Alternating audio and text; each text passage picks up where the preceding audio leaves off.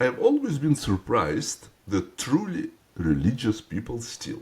If they believe that the commandments came from the very one to whom they pray, how they steal? It is stupid. They think he sees everything and steal. Steal.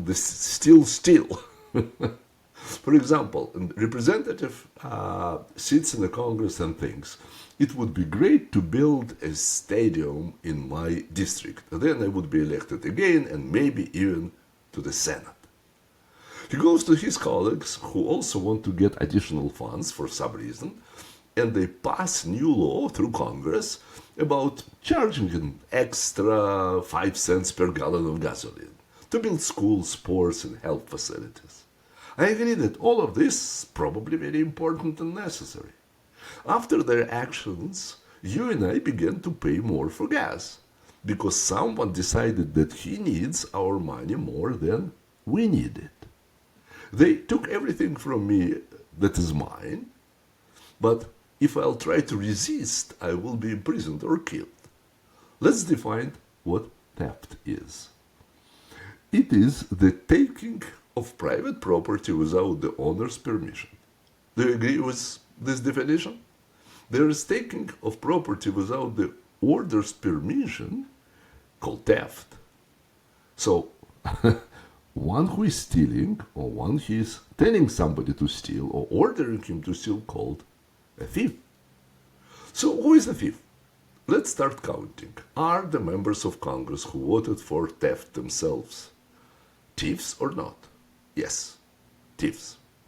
If the Speaker of Congress who put theft to a vote a thief? Yes, a thief.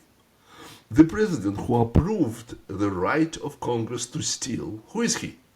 Ladies and gentlemen, I didn't come up with this. This is a scientific proof that he also a thief. Unlike other thieves, he is often shown on TV.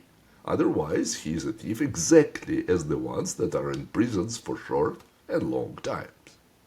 Next, those who collect our money, who monitor our payment, those who judge, accuse, punish the robbed if they try to resist, they're simply accomplices of thieves. Am I right?